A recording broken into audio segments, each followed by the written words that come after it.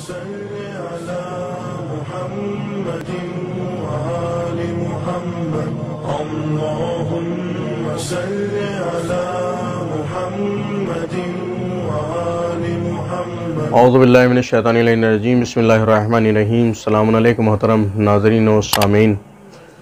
उम्मीद है कि नाज़रीन सिलसिलेवार गुफ्तगू से इस्तिफ़ादा फरमा रहे होंगे।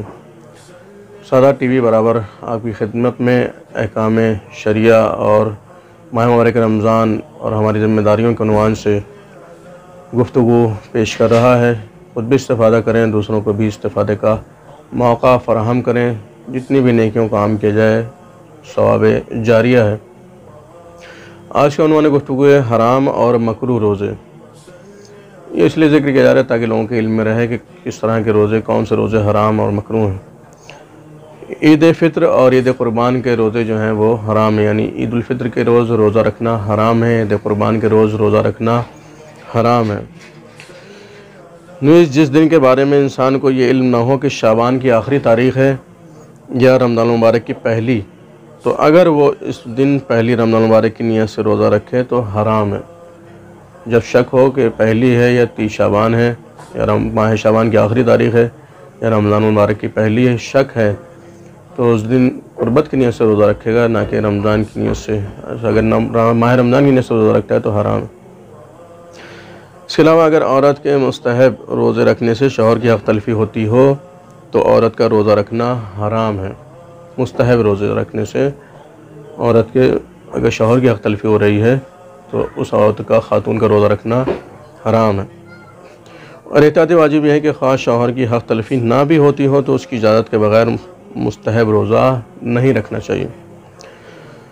इसके अलावा अगर औलाद मुस्तहब रोज़ा माँ बाप की औलाद से शफ़क़त की वजह से माँ बाप के लिए अज़ियत का मूजिब हो तो औलाद के लिए रोज़ा, मुस्तहब रोज़ा रखना हराम है।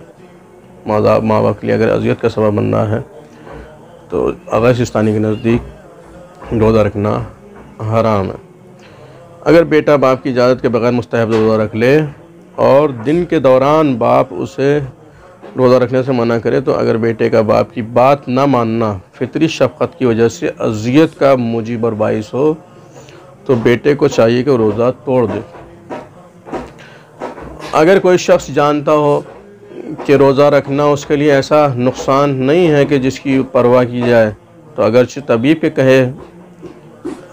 तबीब कहे, डॉक्टर कहे कि नुकसान है, उसके लिए ज़रूरी है कि रोज़ा रखे। और अगर कोई शख्स यकीन या गुमान रखता हो कि रोज़ा उसके लिए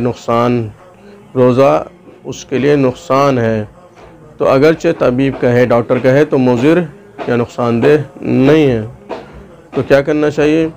ज़रूरी है कि वो रोज़ा ना रखे। और अगर वो रोज़ा रखे जबकि रोज़ा रखना वाकई नुकसानदेह हो या क़स्द क़ुर्बत से ना हो तो उसका रोज़ा सही नहीं है।